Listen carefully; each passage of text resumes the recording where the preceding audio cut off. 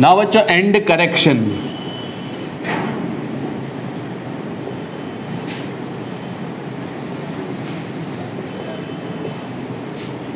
And correction में हमने जो है ओपन ऑर्गन पाइप लिया था ना।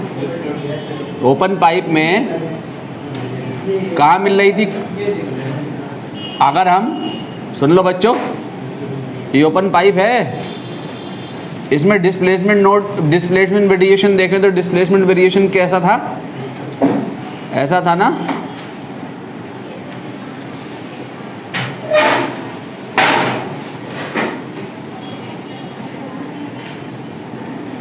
देखो ऐसा था डिस्प्लेसमेंट वेरिएशन, ठीक है।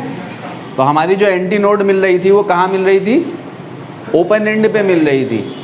तो ओपन पाइप हो या क्लोज पाइप हो, ठीक है, तो जो डिस्प्लेसमेंट एंटी नोड है वो एग्जैक्टली ओपन एंड पे ना मिलके ओपन एंड से थोड़ा सा बाहर को मिलती है, ठीक है। ये देख रहे हैं ये, ठीक है, जो वाइब्रेशन है वो बाहर को मिलता है। ट्यूब की ये जो लेंथ जो है पाइप की वो इतनी है L, ठीक है। ये जो है आपका ये एंड करेक्शन कहलाता है। बाहर को मिलती है, थोड़ा सा बाहर मिलती है, आउटसाइड द पाइप वेव बाहर को जाती है, ठीक है। एंटी नोड बाहर मिलती है। ऐसे ही अगर डिस्प्लेसमेंट वेरिएशन देखेंगे, सॉरी प्रेशर वेरिएशन देखेंगे तो प्रेशर वेरिएशन कैसे मिलता है? ऐसे मिलता है प्रेशर वेरिएशन पाइप में। कहाँ को गया ये? देखो ये गया ना बाहर को, ठीक है। ये क्या है? ये क्या है? ये तो हो गई आपकी लेंथ ऑफ पाइप, और ये हो गया E। ये E जो है ये क्या कहलाता है? E क्या कहलाता है? एंड करेक्शन कहलाता है। क्या कहलाता है? एंड करेक्शन, ठीक है। ये इस ट्यूब जो है ना, ट्यूब जो ऑर्गन पाइप है, इसके रेडियस पे डिपेंड करता है। इसकी वैल्यू जनरली कितनी होती है? 0.61 R होती है। कितनी होती है? 0.61 R। तो इफेक्टिव लेंथ क्या लेंगे हम? तो इफेक्टिव लेंथ क्या हो जाती है? L+2E। किसके लिए होती है इफेक्टिव लेंथ? ये ओपन पाइप के लिए, क्योंकि ओपन पाइप के दोनों एंड ओपन हैं, ठीक है। तो दोनों एंड पे मिलेगा एंड करेक्शन। और क्लोज पाइप के लिए जो है इफेक्टिव लेंथ कितनी होती है? बोलो, L+E। किसके लिए? ऐसा पाइप जो क्लोज्ड है एक एंड से, ठीक है। तो ये क्या आ गया? इफेक्टिव लेंथ कितनी आ गई? L+E। किसके लिए? क्लोज पाइप के लिए। ओपन पाइप के लिए L+2E। तो E क्या कहलाएगा? एंड करेक्शन कहलाएगा, ठीक है। लिखो रेजोनेंस ट्यूब।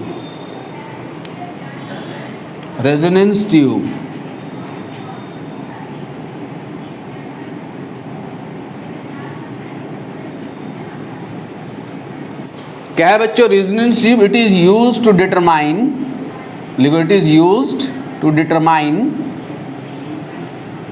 रेजोनेंस ट्यूब का इस्तेमाल हम साउंड की स्पीड को फाइंड करने में करते हैं with the help of tuning fork of known frequency, ठीक है, and a close organ pipe of varying length, ठीक है।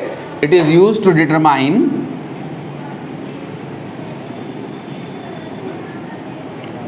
Speed of sound in air with the help of tuning fork of known frequency, with the help of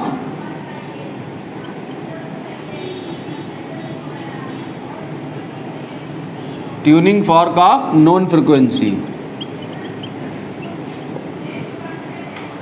Look, it is a closed pipe. It is a closed pipe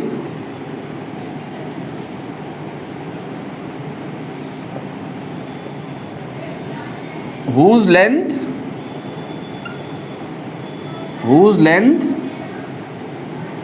can be varied whose length can be varied by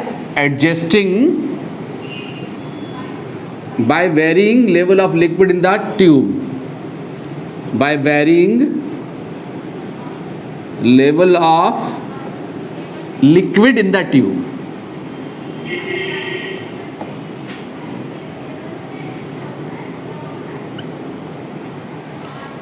ठीक है, इसकी length को very करते हैं। कैसे vary करते हैं? By varying the level of the liquid in the tube. Close pipe होता है ये। कैसा होता है जरा देखें ध्यान से। अगर इसको हम देखें, एक ट्यूनिंग फॉर्क होता है हमारे पास नॉन फ्रिक्वेंसी का। ये रेजोनेंस ट्यूब का अगर डायग्राम देखेंगे हम, तो ये हमारा क्लोज पाइप है।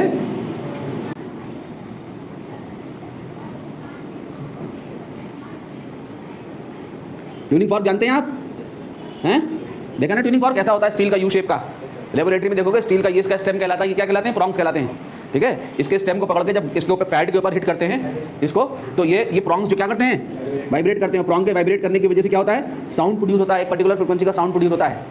ठीक है, तो यहाँ पे क्या किया जाता है कि यहाँ पे एक ये स्केल लगा हुआ होगा, मीटर स्केल।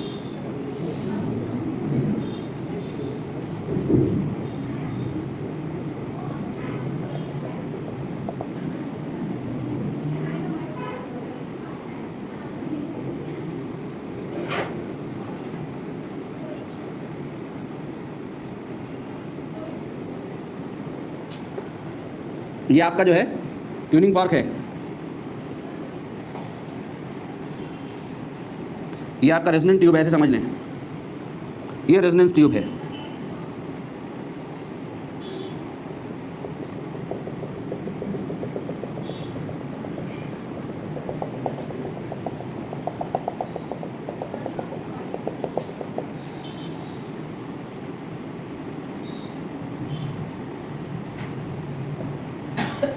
ये वाटर रिजर्वायर, ये मीटर स्केल है।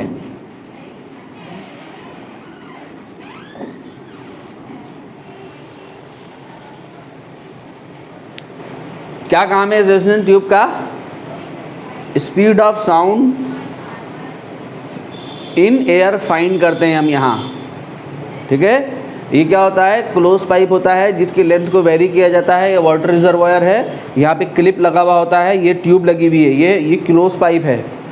ठीक है, इस वाटर रिजर्वायर की हेल्प से इस लेंथ को वेरी किया जाता है।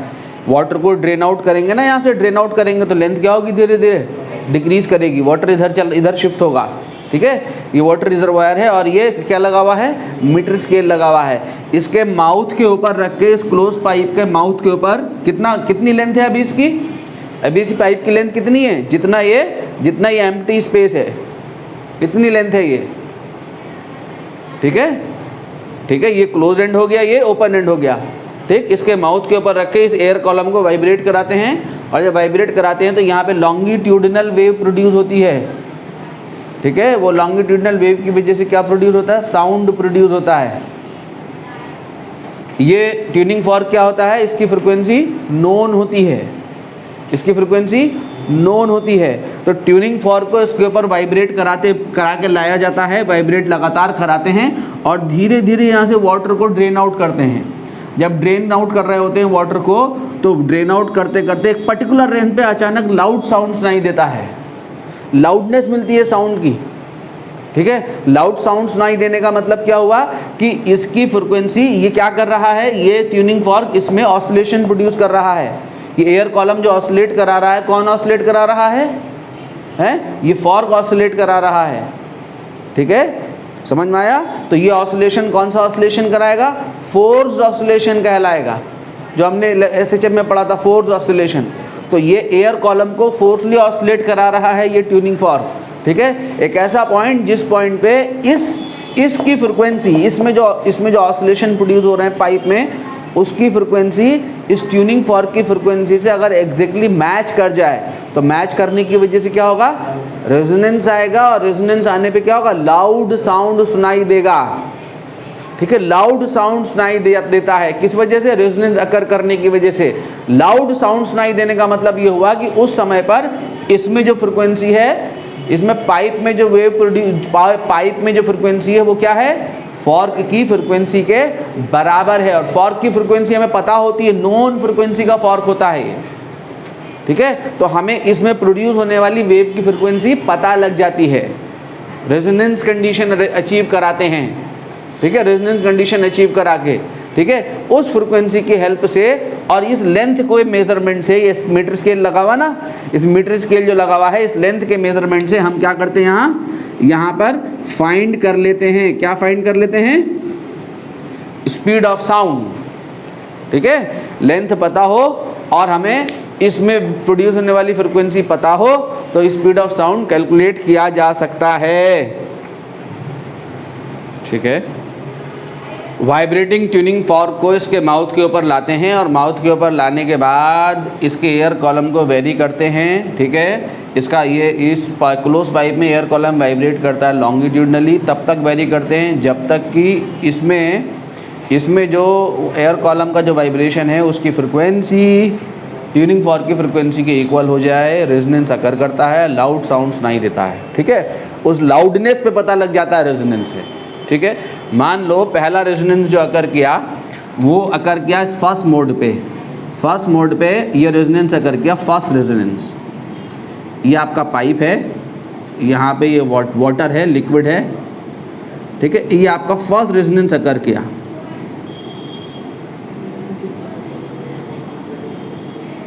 ठीक है।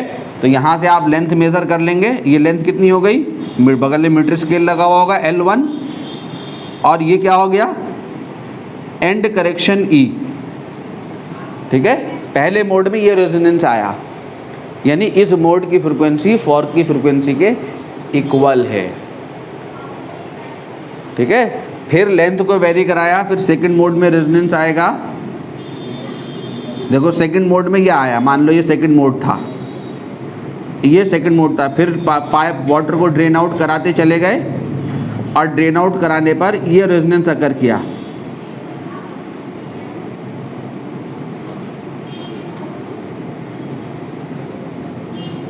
ये रेजोनेंस अकर किया, ठीक है। सेम फॉर्क पर रेजोनेंस आया तो यहाँ पे फ्रिक्वेंसी और यहाँ पे फ्रिक्वेंसी क्या है, सेम है, फ्रिक्वेंसी सेम है यहाँ और यहाँ। देखो सेकंड मोड की फ्रिक्वेंसी क्या होती है, फर्स्ट मोड का 3 टाइम्स होती है, थर्ड हार्मोनिक प्रोड्यूस होता है सेकंड मोड में। बट यहाँ क्या वेरी कर हो रही है, लेंथ वेरी हो रही है। लेंथ वेरी करके सेकंड मोड में फ्रिक्वेंसी वही है जो फर्स्ट मोड की फ्रिक्वेंसी है, ठीक है। लेंथ को वेरी किया जा रहा है। ये लेंथ मिली मान लो कितनी, L2, ये लेंथ L2 मिली, ठीक है। ये दो रेजोनेंस ले लिए, इन दो मोड में रेजोनेंस आ रहा है। तो अब आपके पास यहाँ से आप स्पीड, साउंड की स्पीड निकाल सकते हैं। कैसे निकाल सकते हैं देखें ज़रा, साउंड की स्पीड का कैलकुलेशन हो सकता है यहाँ से। कैसे हो जाएगा बच्चों, कि पहले मोड में क्या हो गया, L1 प्लस E किसके इक्वल है, बोलो, लैम्डा अपॉन 4K, और L2 प्लस E किसके इक्वल है, बोलो, 3 लैम्डा बाई 4K, ठीक है। Equation 1 and equation 2। E क्या है यहाँ, एंड करेक्शन है, ठीक है। अब हमें क्या करें, L2 माइनस L1 कर दो। अगर मैं L2 माइनस L1 कर दूँ तो क्या हो जाएगा, E कैंसिल हो गया ना, तो 3 lambda by 4 minus lambda by 4 कितना आया, है लैम्डा बाई 2 आ गया, है बोलो यार। तो लैम्डा कितना आ गया, twice of L2 minus L1। अगर F क्या है, F क्या है, फ्रिक्वेंसी ऑफ फॉर्क। जो फॉर्क की फ्रिक्वेंसी है वही किसकी फ्रिक्वेंसी है, ट्यूब में प्रोड्यूस होने वाले साउंड की फ्रिक्वेंसी, ठीक है, क्योंकि रेजोनेंस अगर कर रहा है। तो स्पीड ऑफ साउंड क्या हो गई बोलो, तो स्पीड ऑफ साउंड क्या हो जाएगी,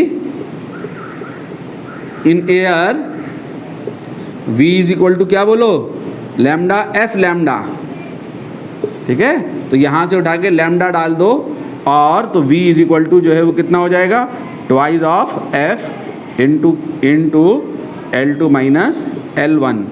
हमें क्या पता होना चाहिए, क्या पता होना चाहिए, ठीक है, रेजोनेंस लेंथ ठीक है, वो दो रेजोनेंस लेंथ और फ्रीक्वेंसी ऑफ फॉर्क। तो इससे हम साउंड की स्पीड फाइंड कर सकते हैं, ठीक है। और एंड करेक्शन भी निकाला जा सकता है। देखो यहाँ से एंड करेक्शन निकाल सकते हैं, ई निकाल सकते हैं। किसको एलिमिनेट करना पड़ेगा? लैम्डा को। देखो लैम्डा को एलिमिनेट करो, कैसे एलिमिनेट करोगे? 3 इंटू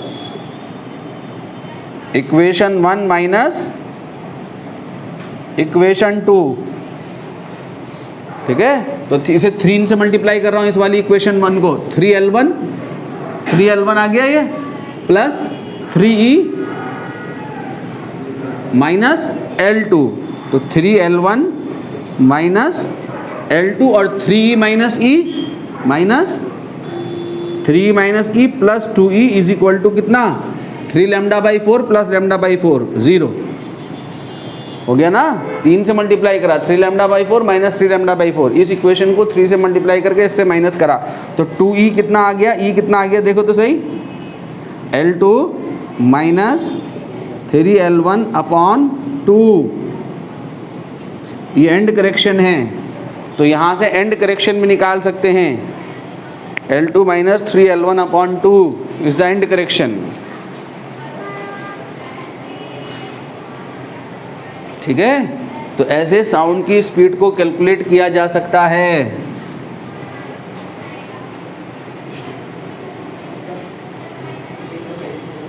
बीट्स, बीट सुनी है आपने? हार्ट बीट रोज सुनते हो अपनी, हैं? क्या है बीट्स बताओ? हैं? कैसे प्रोड्यूस होती हैं बीट्स? व्हेन हमारे कान का परसिस्टेंस क्या है? हमारे ईयर का परसिस्टेंस क्या है? 10 हर्ट्ज। क्या है? 10 हर्ट्ज। 10 हर्ट्ज मतलब अगर 1 सेकंड में 10 या 10 से ज़्यादा साउंड आ जाएं, 1 सेकंड में 10 या 10 से ज़्यादा साउंड आ जाएं, तो हम उनको अलग अलग डिस्टिंग्विश नहीं कर सकते। अलग अलग डिस्टिंग्विश नहीं कर सकते। 6 वर्ड मैंने बोले हैं, इन 6 वर्ड को बोलने में 2-3 सेकंड लग गए होंगे। अलग अलग डिस्टिंग्विश नहीं कर सकते। बहुत तेज़ बोला जाए, अलग अलग डिस्टिंग्विश नहीं कर सकते। बहुत तेज़ बोलें, बहुत तेज़, तो बहुत तेज़ बोलने वाला आदमी भी 1 सेकंड में 3-4 वर्ड बोल पाएगा, 5 वर्ड बोल पाएगा, ठीक है। और अगर और ज़्यादा बोल पाता है तो फिर आपको कुछ नहीं सुनाई देगा, फिर ये सुनाई देगा आपको, ठीक है। ऐसा कोई ना कोई हो सकता है आपकी ज़िंदगी में आदमी हो जो करता हो। तो बहरहाल, तो 1 सेकंड में 10 या 10 से ज़्यादा साउंड आ जाए तो उनको हम सुन नहीं सकते हैं, ठीक है। तो बीट्स क्या हैं? बीट्स जो है वो regular variation in the intensity of sound. Regular variation in the intensity of sound की एकदम से बीट आए धम, फिर इंटेंसिटी 0 हो जाए, धम फिर 0 हो जाए, फिर धम फिर 0 हो जाए, ठीक है। एकदम से स्पाइक पड़े फिर 0 हो जाए इंटेंसिटी, ठीक है। तो 1 सेकंड में अगर 10 या 10 से ज़्यादा धम आ जाएं तो आप धम धम धम धम अलग अलग डिस्टिंग्विश नहीं कर सकते हैं।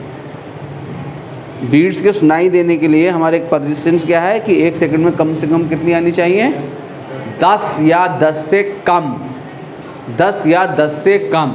अगर 10 से ज़्यादा आ गई तो हमें क्या मिलेगा? साउंड में कंटिन्यूटी जैसी मिलेगी, ठीक है। फिर हम बीट्स को डिस्टिंग्विश नहीं कर सकते हैं, ठीक है।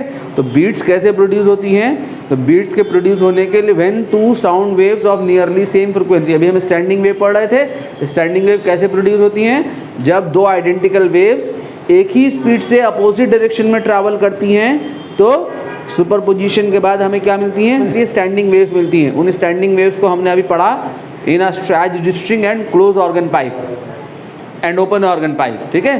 बीट्स हमें कैसे मिलेंगी? When 2 sound waves of nearly same frequency, when 2 sound waves of nearly same frequency, when 2 sound waves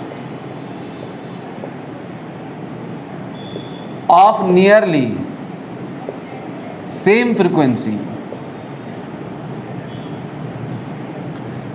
frequency difference bracket में लिखना है यहाँ, फ्रीक्वेंसी डिफरेंस दोनों साउंड वेव्स की बीच में जो फ्रीक्वेंसी डिफरेंस है वो क्या नहीं होना चाहिए, should not be greater than 10 hertz. ठीक है, दोनों साउंड वेव्स के बीच में फ्रीक्वेंसी डिफरेंस 10 हर्ट्ज से ज़्यादा नहीं होना चाहिए। Same frequency superpose on each other, superpose on each other, comma, then after superposition,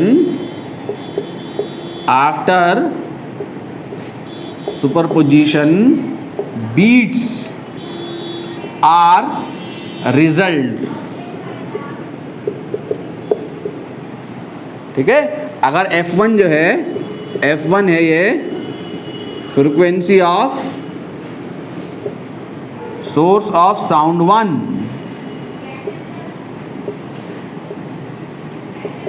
और F2 है आपका frequency of source of sound 2। ठीक है, एंड F2 जो है वो क्या है, ग्रेटर देन F1 है, एंड F2 माइनस F1 जो है, F2 माइनस F1 क्या है, is not greater than 10 hertz. ठीक है, 10 हर्ट्ज से कम का डिफरेंस होना चाहिए।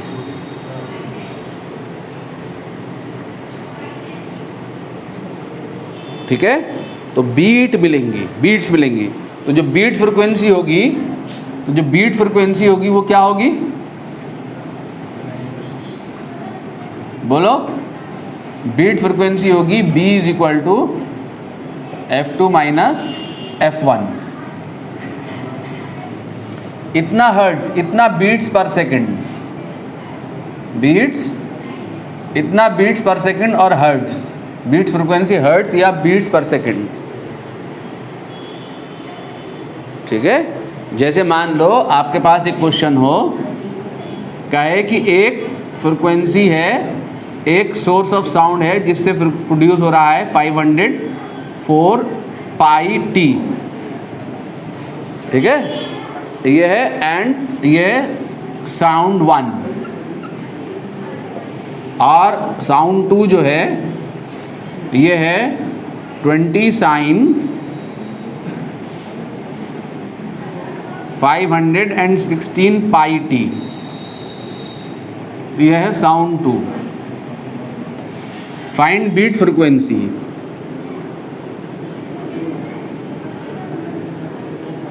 दोनों के सुपरपोजिशन के बाद बीट फ्रीक्वेंसी निकालनी है। तो बीट फ्रीक्वेंसी क्या होगी, देखो जरा, यहाँ से देखो ओमेगा निकालो। पहले वाले का ओमेगा कितना है, ओमेगा टी से कंपेयर करोगे ना, 504 पाई, अरे y1 is equal to 10 sine omega t से कंपेयर करोगे तो ओमेगा 1 कितना है, 504 पाई। तो ओमेगा 1 का मतलब कितना, 2 पाई f1, तो 2 पाई f1 कितना हो गया, 504 पाई। तो f1 कितना हो गया, बोलो, 252 हर्ट्ज। तो पहला साउंड जो है इतनी फ्रीक्वेंसी का है, ये कितनी फ्रीक्वेंसी का है, ओमेगा 2 कितना है, यहाँ से देखो 516 पाई, ओमेगा कितना होता है 2 पाई एफ, तो 2 पाई f2 इज इक्वल टू 516 पाई। तो f2 जो है कितना है, 508 हर्ट्ज, 258 हर्ट्ज।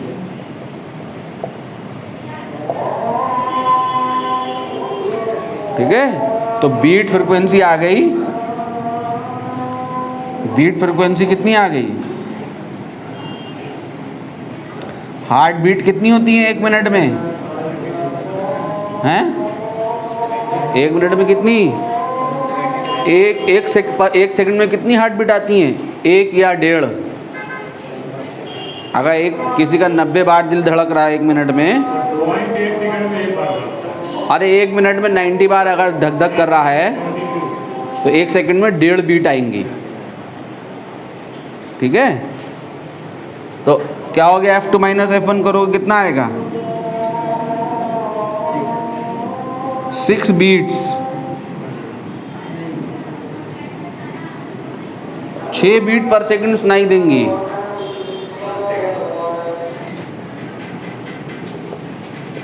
क्या है बीट का एप्लीकेशन बच्चों? बीट का जो एप्लीकेशन है वो है in the determination of unknown frequency.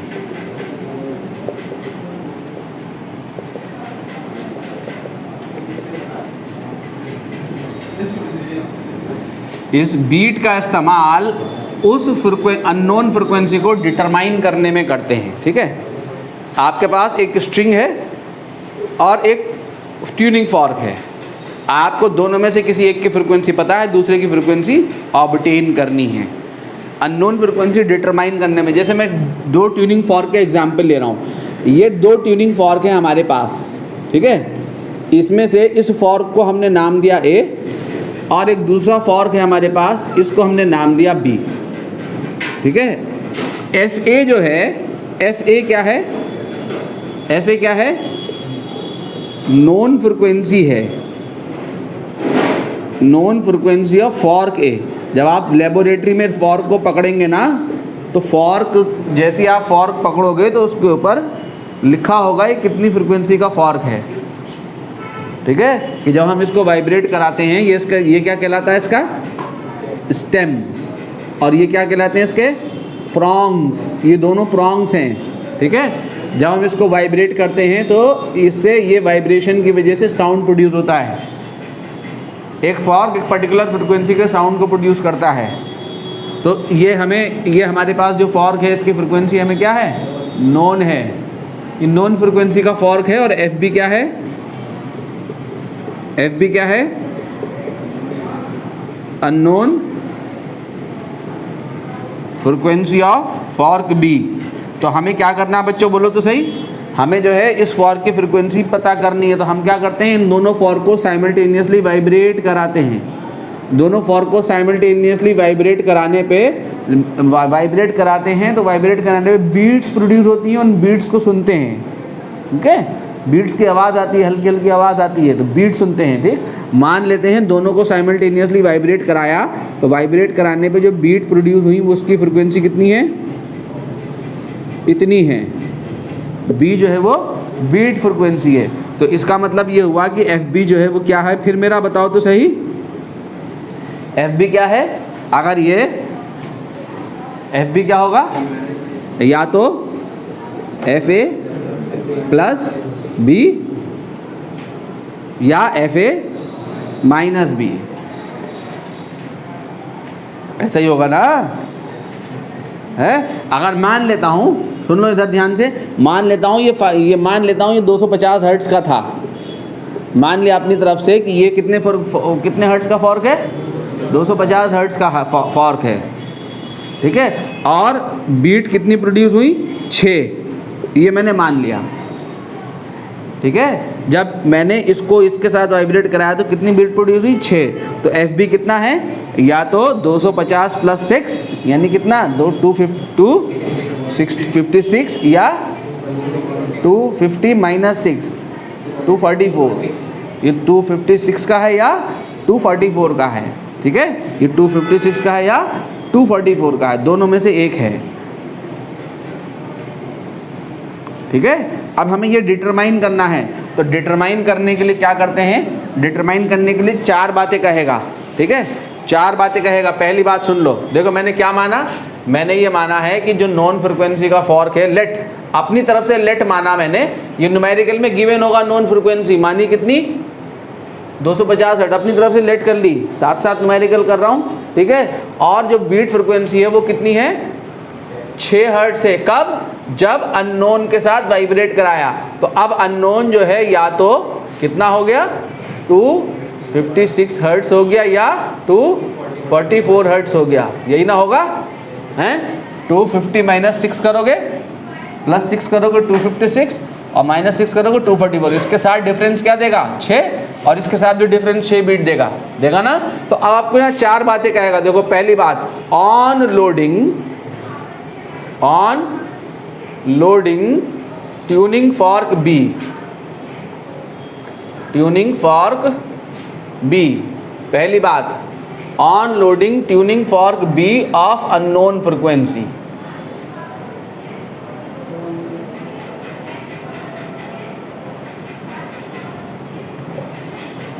ठीक है, अब tuning fork b of unknown, loading का क्या मतलब है? लोडिंग का मतलब यह है कि ये जो इसके प्रॉन्ग्स है ना, इसके ऊपर वैक्स लगा दिया, ठीक है, इसके प्रॉन्ग्स को लोड कर दिया। जब इसके ऊपर वैक्स लगाएंगे हैवी हो जाएंगे प्रॉन्ग्स, लोड करने का मतलब प्रॉन्ग्स हैवी हो गए। जब हैवी हो गए तो इनमें वाइब्रेशन कम होगा, तो अब लोड करने पे कम फ्रीक्वेंसी प्रोड्यूस होगी पहले से। लोड करने पे क्या होगा? लोड करने पे, फॉर्क को लोड करने पे फॉर्क क्या करेगा? कम फ्रीक्वेंसी का साउंड प्रोड्यूस करेगा, कम फ्रीक्वेंसी का साउंड प्रोड्यूस करेगा। इतनी कहानी मत लिखो, फ्रीक्वेंसी डिक्रीजेस। लोड करने पे क्या होगा? किसकी फ्रीक्वेंसी? फॉर्क की फ्रीक्वेंसी घट जाएगी। अब मेरी बात सुनना, मेरी बात सुनो बहुत ध्यान से। लोड करने पे कहेगा 3 बातें हो गई, 3 बातें कि b increases, b decreases, b remain same.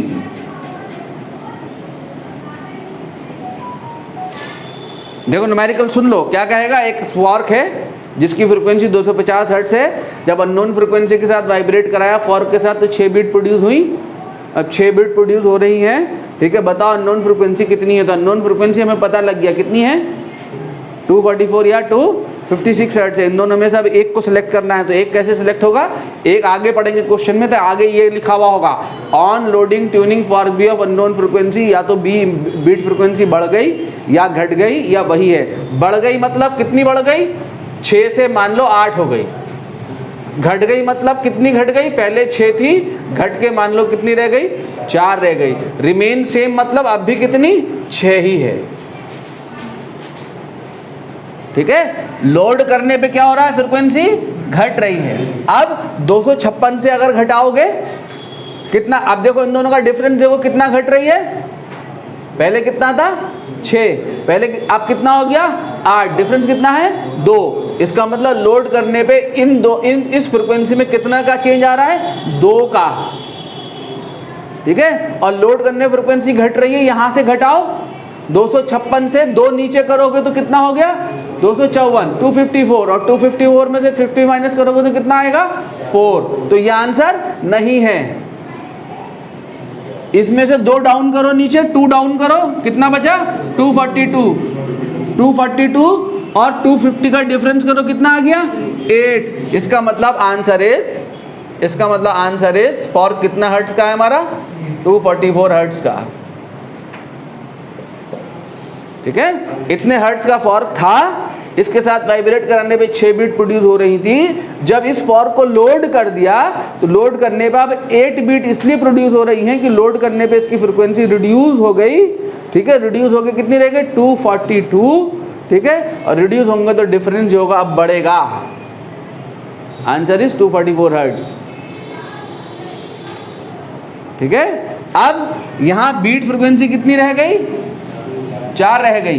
जब बीट फ्रीक्वेंसी 4 रह गई, देखो डिफरेंस कितना है? 6 और 4 का 2 घटाना है। लोड करने पे फॉर्क की फ्रीक्वेंसी घटेगी। अगर इतने रहा होगा तो यहां से 2 घटाओ, कितना बचा? 254। 256 का 6 दे रहा था, 254 के साथ कितना देगा? 254 बीट। तो आंसर इज 254 हर्ट्ज। लोड करने पे बीट फ्रीक्वेंसी घट रही है, answer is 256 hertz.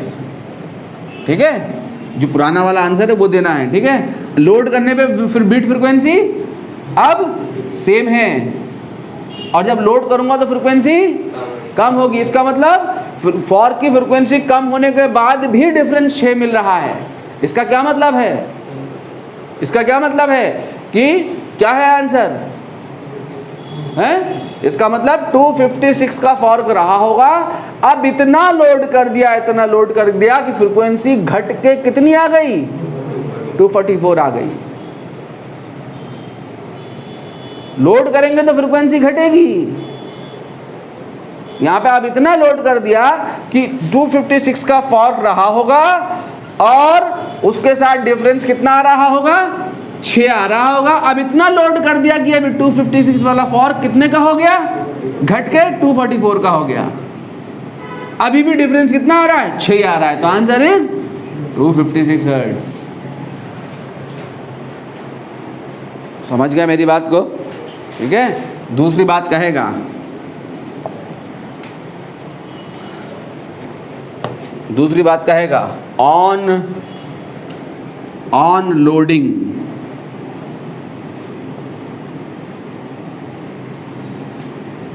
Tuning fork a of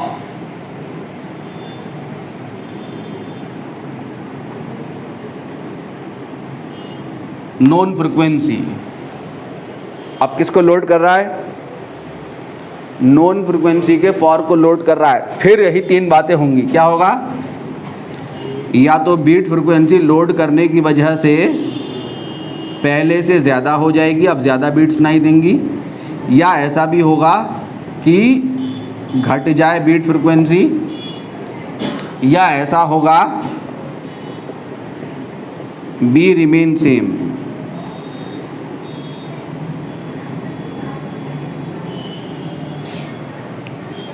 हाँ जी। तो b increases, b decreases, b remain same. तो अब मेरी बात सुनो ध्यान से। किसको लोड कर रहा? फॉर्क ए को। फॉर्क ए को लोड करने पे क्या होगा? किसकी फ्रीक्वेंसी की डिक्रीज होगी? जिसको लोड करा उसकी। ठीक है। फॉर्क ए की फ्रीक्वेंसी घट जाएगी। कितने का? कितना? मान लो पहले बीट कितनी आ रही थी? 6। अब कितनी आ रही है? मान लो 8 आ रही है। ठीक है। फॉर्क कितने का था? 250 का। ए फॉर्क को देखना है बस। डिफरेंस देखो कितना है दोनों का? हैं 2। तो 2 से घटाओ, हैं 248। अब 248 देख लो कौन सा दोनों में से, 248 में से, इन दोनों में से कौन, जब 248 होने के बाद दोनों में से कौन 8 देगा? हैं 256 देगा। इसका मतलब आंसर है, इसका मतलब फॉर्क बी जो है वो कितना है? कितना है? 256 हर्ट्ज है। समझ गए? ठीक है। 256 हर्ट्ज का फॉर्क था बी। इसके साथ कितनी बीट आ रही थी? 6 बीट आ रही थी। ए को लोड कर दिया, इसकी फ्रीक्वेंसी डिक्रीज होकर 248 रह गई। अब कितनी बीट आ रही है? 8 बीट आ रही हैं। ठीक है। और जब मान लो बीट फ्रीक्वेंसी घट के कितनी रह गई? 4 मान लो। सपोज कितना डिफरेंस है? 2 से घटाओ इसको, कितना आया? 248। 248 में से कौन, इन दोनों में से कौन सा डिफरेंस 4 देगा? अब 244 में पहले डिफरेंस कितना दे रहा था? 6। अब कितना दे रहा है? 4। तो यहाँ पे अब आंसर कितना हो गया बी का? 244 हर्ट्ज। ठीक है। अब बीट फ्रीक्वेंसी क्या है? सेम है। ठीक है। घटाना है। ठीक है। तो इसका मतलब इतना घट गया कि घटने के बाद अभी भी पहले एक के साथ डिफरेंस 6 था, और अब इतना घट गया कि अब घटने के बाद दूसरे के साथ डिफरेंस 6 मिल रहा है। ठीक है। तो कहाँ से घटाना है जरा बताओ तो सही। अगर इसको डिक्रीज करें तो इसके साथ डिफरेंस बढ़ेगा। अरे 6 कितने? सेम का मतलब कितना? वापस वही। तो 6 और 6 12। कितना? 6 डबल कर दो, डबल 12। 12 माइनस करो इसमें से, डिक्रीज हो रही है ना। इतना लोड कर दिया कि 12 डिक्रीज हो गई। 12 डिक्रीज करो, कितना बचा? 238। 238 देखो किसके साथ देगा आप डिफरेंस? 6। 244 के साथ देगा।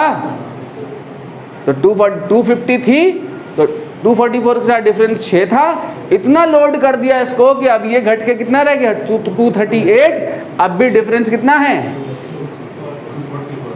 6 है अभी। ठीक है, तो आंसर इज 244 हर्ट्ज। समझ गया मेरी बात को कि नहीं? तीसरी बात कहेगा on filing, on filing tuning fork B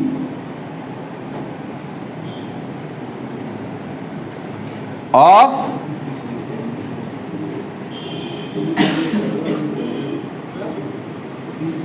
unknown frequency. Filing का मतलब समझते हो? उसको घिसना, फाइल कहते हैं रेती को, ऐसे घिस दिया उसको, प्रॉन्ग्स को। ठीक है, फाइल करने पे क्या होगा, प्रॉन्ग्स हैवी क्या उल्टा क्या होता है, लाइट हो जाएंगे। तो लाइट होने पे क्या होगा, फ्रीक्वेंसी बढ़ जाएगी। अब फॉर्क ज्यादा फ्रीक्वेंसी के साउंड को प्रोड्यूस करेगा। ठीक है, तो फाइलिंग करने पर फ्रीक्वेंसी बढ़ेगी। अगेन वही तीन बातें क्या, b increases, b decreases, b remain same.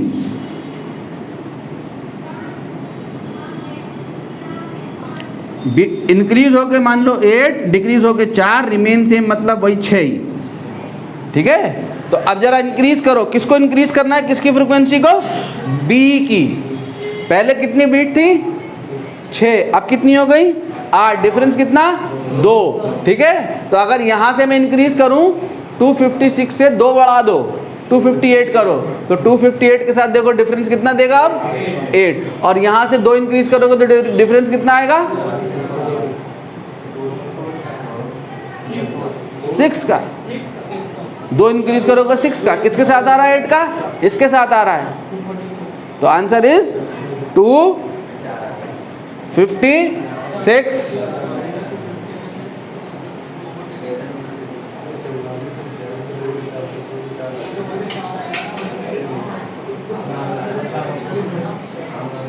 ठीक है, अब इधर सुनो ध्यान से।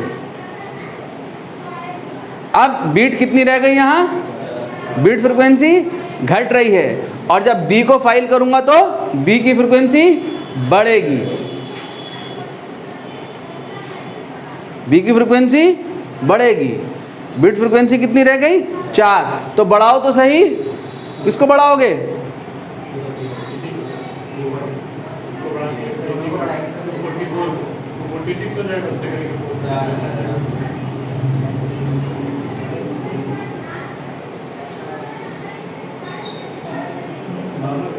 ये क्या है यार, हाँ ठीक है 246, 2 बढ़ाओ ना यहाँ से, 246 आ गया, और 250 माइनस 246 कितना आएगा 4। समझ में आ रहा है, नहीं आ रहा, आ गया। तो आंसर इज, अब कितना बढ़ाना है 12, सेम रहने पे इसका डबल बढ़ा दो, यहाँ डबल बढ़ाओ इसको, किसको बढ़ाओगे, इसको बढ़ाओ डबल, तो बहुत ज्यादा हो जाएगा, इसको बढ़ाओ डबल, 256, यानी यहां से यहां पहुंच गया। तो अभी भी डिफरेंस कितना, 244 के साथ भी डिफरेंस 6, 256 के साथ भी 6, तो आंसर इज ऐसे चौथा केस भी कर लोगे। कौन सा case, on filing tuning fork a of non frequency.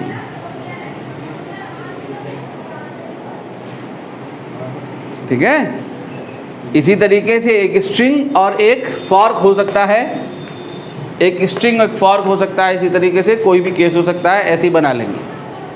ठीक है, अब अगर हमारे पास है on filing tuning fork a of कौन सा frequency, known frequency, b increases, b decreases, b remain same. तो अगेन वही, तो आप किसको फाइल करा, एक को, तो एक ही बढ़ानी है फ्रिक्वेंसी, तो एक ही बढ़ाओ 2 से, यहाँ से 252 करो, तो अब देखो किसके साथ डिफरेंस देगा 8, 252 होने के बाद 244 के साथ, तो आंसर इज 244 हर्ट्ज। यहाँ से देखो डिफरेंस कितना है, 2 है, 2 बढ़ाओ इसको, 252 किसके साथ डिफरेंस आएगा, 252 4 का 256 के साथ, तो आंसर इज 256 हर्ट्ज। 12 बढ़ाओ, 12 12, 6 का डबल 12, रिमेन सेम में डबल करो, कितना 262, 262 देखो किसके साथ आ रहा है, Doppler's effect.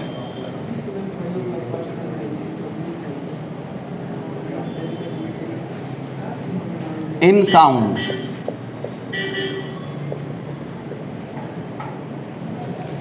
relative velocity between source and observer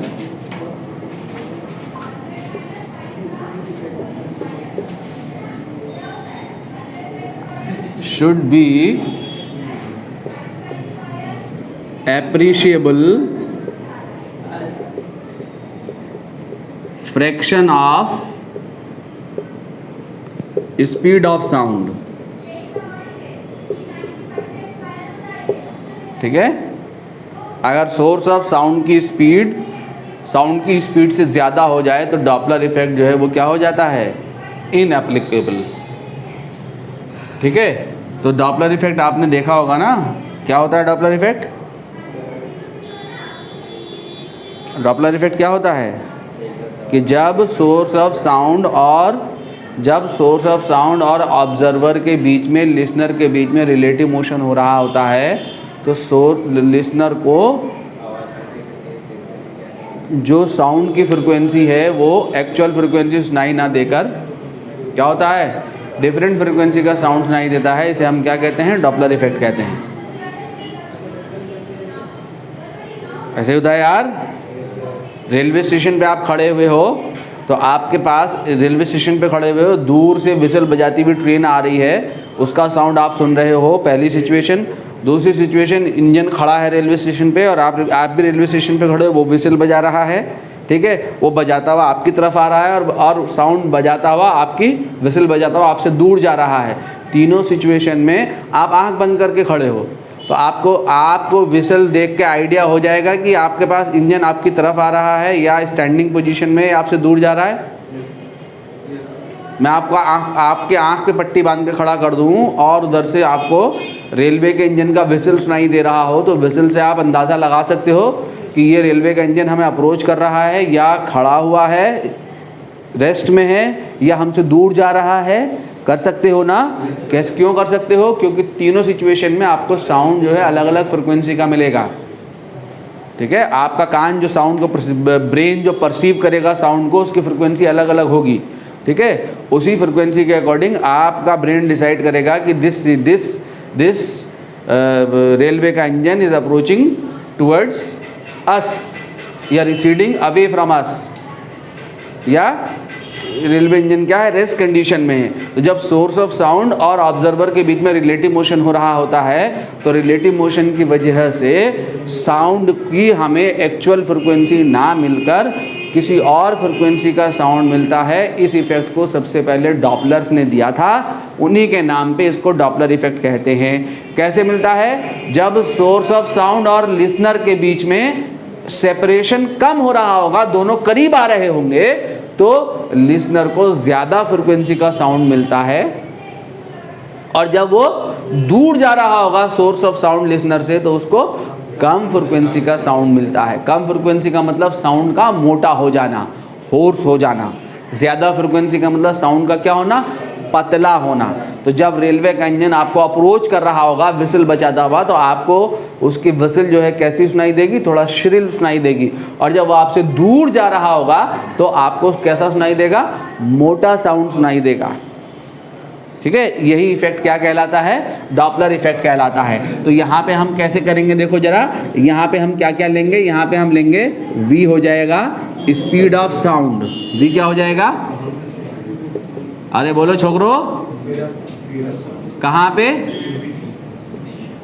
in stationery medium. F क्या लेंगे हम? एफ बोलो, एक्चुअल फ्रीक्वेंसी ऑफ साउंड। आप एक्चुअल फ्रीक्वेंसी कब सुनेंगे? बोलो, आप एक्चुअल फ्रीक्वेंसी कब मिलेगी साउंड की? जब आपके बीच में और सोर्स ऑफ साउंड के बीच में कोई रिलेटिव मोशन ना हो, आप उससे दूर ना जाएं या उसके करीब ना जाएं, तो आप जो फ्रीक्वेंसी सुनेंगे वो फ्रीक्वेंसी कौन सी फ्रीक्वेंसी होगी? एक्चुअल फ्रीक्वेंसी होगी। तब आप एक्चुअल फ्रीक्वेंसी का साउंड सुन रहे होंगे। ठीक है, तो ये है एक्चुअल फ्रीक्वेंसी ऑफ साउंड। और VL हम यहाँ क्या लेंगे? VL क्या लेंगे? वेलोसिटी ऑफ, या तो इसको ऑब्जर्वर कह सकते हैं, या इसको लिसनर कह सकते हैं, या इसको डिटेक्टर कह सकते हैं, जो साउंड को डिटेक्ट कर रहा है। और VS हम लेंगे यहाँ वेलोसिटी ऑफ सोर्स। अरे velocity of source of sound और वेलोसिटी ऑफ साउंड में फ़र्क समझते हो? इंजन जिस वेलोसिटी से आ रहा है वो वेलोसिटी ऑफ सोर्स है, और साउंड जिस वेलोसिटी से चल रहा है वो वेलोसिटी ऑफ साउंड है। और F डैश क्या होगा? बोलो, apparent frequency of sound. Apparent frequency जो हमें सुनाई दे रही है, ठीक है, जो हमें साउंड सुनाई दे रहा है जिस फ्रीक्वेंसी का, ठीक है, due to the relative motion between source and observer. देखो पहला केस, देखो पहला केस, ये कौन है? ये कौन है? बोलो, सोर्स। और ये कौन है? लिसनर। इसका क्या मतलब? इसका क्या मतलब? Source is moving towards listener and listener is stationery. आप रेलवे का इंजन आपकी तरफ को आ रहा है और आप प्लेटफॉर्म पे खड़े हैं, ठीक है, तो अब आपको कौन सी फ्रीक्वेंसी सुनाई देगी? साउंड की। आपके बीच का सेपरेशन घट रहा है या बढ़ रहा है? घट रहा है, तो आपको कैसा फ्रीक्वेंसी मिलेगी? ज़्यादा फ्रीक्वेंसी का साउंड सुनाई देगा। ज़्यादा, जब सेपरेशन कम होगा तो ज़्यादा फ्रीक्वेंसी मिलेगी, और जब सेपरेशन बढ़ेगा तो कम फ्रीक्वेंसी मिलेगी। तो अब आपको जो फ्रीक्वेंसी मिलेगी एक्चुअल फ्रीक्वेंसी से ज़्यादा हो जाएगी। वो क्या होगी? V/V करो। क्या करो? V/V। ठीक है, V/V क्या कितना हो गया? V/V बोलो, हैं? 1 हो गया ना? ठीक है, तो क्या होगा? ज़्यादा ना, इंटू F। F क्या है? एक्चुअल फ्रीक्वेंसी है। तो अभी तो ये एक्चुअली सुनाई दे रही है, क्या सुनाई देनी है? ज़्यादा। ज़्यादा के लिए याद रखो, सुनो, सोर्स की स्पीड को डिनोमिनेटर से घटाते या ऐड करेंगे, या सब्ट्रैक्ट या ऐड करेंगे? कहाँ पे? डिनोमिनेटर में। तो डिनोमिनेटर को कम करने पे ये रेशियो ग्रेटर देन 1 मिलना चाहिए ना, तभी बड़ा होगा ये। ग्रेटर देन 1 के लिए क्या करना पड़ेगा? डिनोमिनेटर से VS को सब्ट्रैक्ट करना पड़ेगा। याद करना है ये सब चीज़ें, ठीक है। ये फॉर्मूला यूज होगा जब सोर्स लिसनर को अप्रोच कर रहा होगा, तो डिनोमिनेटर में से वेलोसिटी ऑफ साउंड में से सोर्स की स्पीड को माइनस कर दोगे। F एक्चुअल फ्रीक्वेंसी है। क्लियरली यहाँ से पता लग रहा है, क्योंकि डिनोमिनेटर छोटा है इसलिए F डैश बड़ा हो गया F से, ठीक है। देखो सेकंड केस, देखो सेकंड केस में क्या हो रहा है? देखो इधर, इसका क्या मतलब है बताओ? हैं? Listener is stationery and source is moving away from the listener. तो इसे कैसी फ्रीक्वेंसी मिलेगी? कम। तो कम फ्रीक्वेंसी के लिए वही डिनोमिनेटर में क्या करोगे? अब ऐड कर दोगे किसको? Velocity of source of sound को इनटू F। ये हो गई अपरेंट फ्रीक्वेंसी।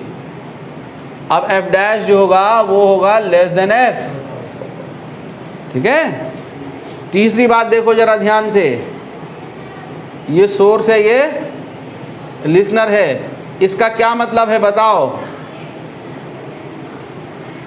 इसका क्या मतलब है? Source is stationary and listener is moving towards the source. तो लिसनर की वेलोसिटी को न्यूमरेटर्स में ऐड या सब्ट्रैक्ट करेंगे। तो न्यूमरेटर को ज़्यादा साउंड सुनाई देगा, कम फ्रिक्वेंसी, सेपरेशन घट रहा बढ़ रहा है, घट रहा है, तो फ्रिक्वेंसी क्या होगी, ज़्यादा होगी। तो बढ़ेगी तो बढ़ेगा कैसे, जब न्यूमरेटर बड़ा करोगे डिनोमिनेटर से, ठीक है, तो ये हो जाएगी। तो न्यूमरेटर में VL को ऐड कर दोगे, ठीक है, तो क्लियरली यहाँ से F डैश जो है वो ग्रेटर देन F हो गया। ठीक, नाउ नेक्स्ट सिचुएशन है कि ये सोर्स है और listener is moving away from the source, तो क्या करना होगा बोलो, हैं, F dash is equal to V minus VL upon V into F, तब उसे ये फ्रिक्वेंसी मिलेगी, तब F डैश जो होगा वो लेस देन F होगा। ठीक है, कोई सा मिक्स केस ले लो अब।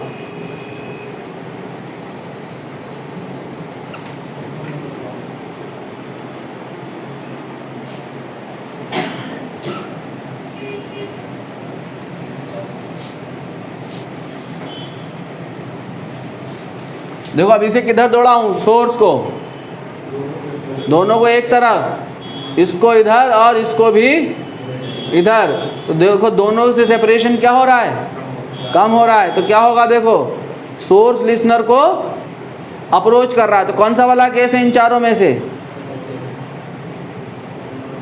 फर्स्ट। तो डिनोमिनेटर में सोर्स की स्पीड माइनस करो। अब लिसनर सोर्स को अप्रोच कर रहा है, तो कौन सा केस है इसमें से, लिसनर सोर्स को अप्रोच कर रहा है, कौन सा केस है, ये वाला, ये वाला केस है। ठीक है, तो न्यूमरेटर में लिसनर की स्पीड को प्लस करो, यानी कुल मिला के क्या है आपके पास फॉर्मूला, बोलो, F dash is equal to V plus minus VL upon V minus plus VS। समझ गए ना, पहला वाला साइन किसके लिए लेना है, पहला वाला साइन अप्रोच के लिए और दूसरा वाला साइन न्यूमरेटर और डिनोमिनेटर में सेपरेशन के लिए, अवे जाने के लिए।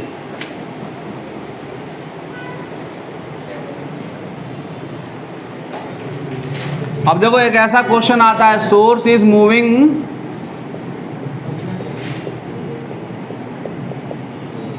Towards wall and observe, numerical है ये, मैं न्यूमेरिकल को देखो डिस्कस कर रहा हूं, and observer is between source और wall, is in between source and wall.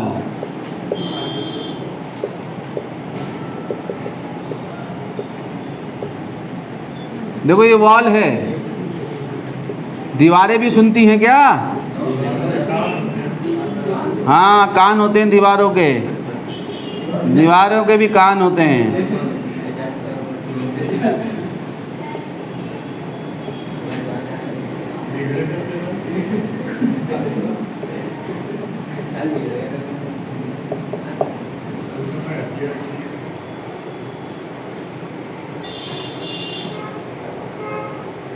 तो ये ऑब्जर्वर है, देखो यहां से ये सोर्स ऑफ साउंड है और ये ऑब्जर्वर है।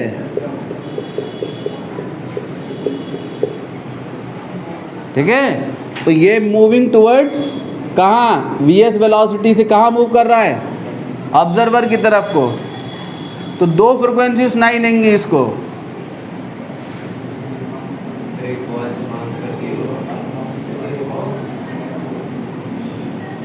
एक वॉल से बाउंस करने के बाद और दूसरी हैं, दूसरी डायरेक्ट। तो अब ये जो डायरेक्ट, एक तो डायरेक्ट फ्रिक्वेंसी आ गई है F1 और एक वॉल से कौन सी, वॉल जिस फ्रिक्वेंसी को रिसीव करेगी उसी को रिफ्लेक्ट करेगी।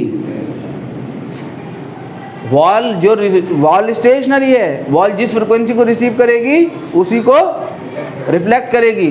तो दूसरी फ्रिक्वेंसी ये सुनाई देगी इसको FT। ठीक है, तो डायरेक्ट फ्रिक्वेंसी क्या होगी, डायरेक्ट फ्रिक्वेंसी साउंड की जो डायरेक्ट फ्रिक्वेंसी होगी वो क्या होगी, source is moving approaching towards listener and listener is stationary. तो क्या होगी v upon v minus V S into F, ठीक है। और frequency received after reflection from wall, wall से कौन सी फ्रिक्वेंसी रिसीव होगी, ठीक है, रिफ्लेक्ट होगी, जिसको वो रिसीव करेगी। किसको रिसीव करेगी वॉल? अब वॉल हो गई ऑब्जर्वर और ये हो गया सोर्स। सोर्स वॉल की तरफ अप्रोच कर रहा है तो वॉल वही सेम फ्रिक्वेंसी रिसीव करेगी कि source is moving towards listener. अरे ये भी लिसनर है यार, इसके भी कान है। Source is moving towards listener and listener is stationary. तो F2 इज इक्वल टू ये भी कितना, ये भी V minus V S into F. दोनों का फ्रिक्वेंसी डिफरेंस देखोगे, फ्रिक्वेंसी डिफरेंस कितना आ जाएगा, F1 minus F2 is equal to 0। तो ऑब्जर्वर जो होगा डायरेक्ट फ्रिक्वेंसी और वॉल से रिसीव होने के बाद जो फ्रिक्वेंसी मिलेगी, वॉल रिसीव करने के बाद जो फ्रिक्वेंसी रिफ्लेक्ट करेगी, दोनों फ्रिक्वेंसीज जो होंगी क्या होंगी, सेम। सोर्स देखो, सोर्स इन बिटवीन, सोर्स कहाँ है, source in between observer and wall and moving towards wall.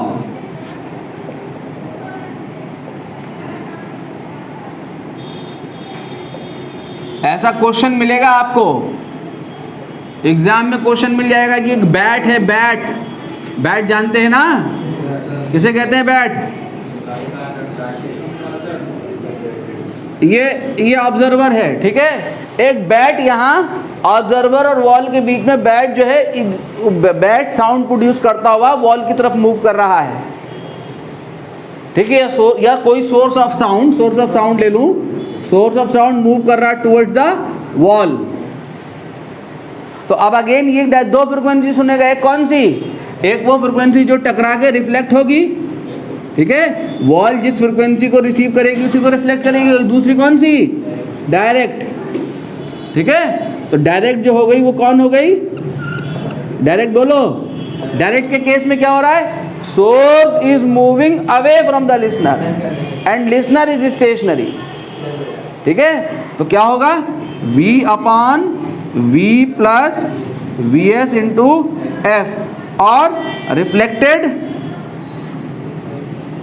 Reflected from wall, wall से रिफ्लेक्ट होने के बाद वॉल जिसको रिसीव करेगी उसी को रिफ्लेक्ट करेगी। तो वॉल किसको रिसीव करेगी, इस केस में देखो, इस केस में सोर्स इज मूविंग टुवर्ड्स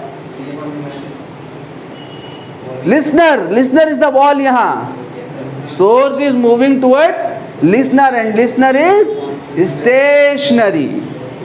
तो क्या होगा, V upon V minus V S into F. तो कौन सी ज्यादा फ्रिक्वेंसी है, हैं? तो डिफरेंस क्या हो गया, फ्रिक्वेंसी डिफरेंस। तो इस फ्रिक्वेंसी डिफरेंस पे क्या मिल सकता है, फ्रिक्वेंसी डिफरेंस पे क्या मिल सकता है, बीट्स। ये क्वेश्चन बीट्स पे जा सकता है, कहेगा कि source is moving towards wall and source in between listener and observer and wall and 6 beats are observed. इसका मतलब क्या है, दोनों फ्रिक्वेंसी का डिफरेंस कितना है, 6, ये 6 है, ठीक है। तो F2 माइनस F1 करोगे तो क्या आएगा, देखो यहां से VF कॉमन आ गया, नीचे क्या आएगा एलसीएम में, V square minus VS square, ऊपर क्या बचेगा, V प्लस S,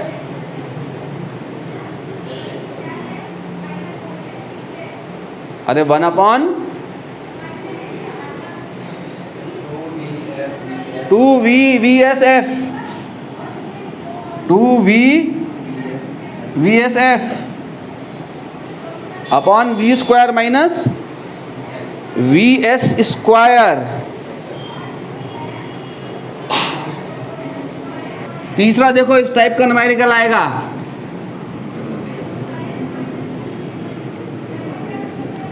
ऑब्जर्वर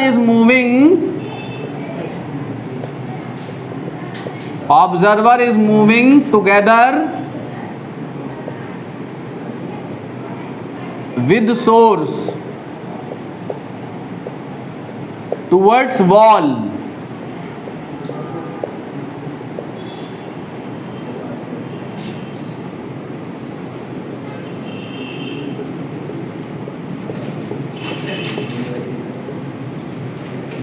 देखो ये ऑब्जर्वर और लिसनर और ऑब्जर्वर यहीं एक ही कार में बैठे हुए दोनों। ये गाड़ी है, ये सोर्स ऑफ साउंड है, ये गाड़ी, इसी में लिसनर, और ये मूव कर रहा है वीएस वेलोसिटी से टुवर्ड्स द वॉल। ठीक है, तो सबसे पहले वॉल क्या करेगी? फ्रीक्वेंसी को रिसीव करेगी। तो फ्रीक्वेंसी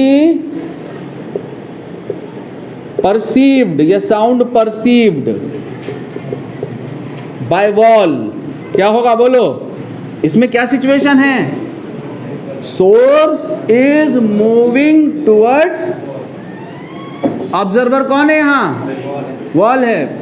आ रहा हूं 2 मिनट रुको। ऑब्जर्वर कौन है यहाँ? वॉल है। तो क्या होगा? कितनी फ्रीक्वेंसी रिसीव करेगा? V upon V minus VS into F। अब यही फ्रीक्वेंसी क्या होगी? देखो बहुत ध्यान से देखो, यही फ्रीक्वेंसी वापस होगी, रिफ्लेक्ट होगी। जब ये फ्रीक्वेंसी रिफ्लेक्ट होगी तो अब सोर्स कौन हो गया? अब इस फ्रीक्वेंसी को सुनेगा लिसनर। अब सोर्स कौन हो गया? वॉल। और ऑब्जर्वर कौन हो गया? ये। तो अब सिचुएशन क्या हो गई? Listener is approaching toward source and source is producing कितनी फ्रीक्वेंसी? F1। अरे सोर्स कितनी फ्रीक्वेंसी प्रोड्यूस कर रहा है? ये F1 रिसीव करके F2 रिसीव, यहाँ पे जो रिसीव होगी कौन सी रिसीव होगी? F1। और यहाँ पे जो रिसीव होगी कौन रिसीव होगी? F2। इस F1 को रिसीव करके ये F1 को ही रिफ्लेक्ट कर देगा। अब ये F1 फ्रीक्वेंसी प्रोड्यूस कर रहा है, ये जो रिसीव करेगा, now frequency perceived by observer कितनी? F2 is equal to V plus VL upon V into F1। इस F1 को जब आप यहाँ उठा के डालोगे तो आपका F2 आएगा निकल के कितना? V plus VL upon V minus VS into F। V cut जाएगा।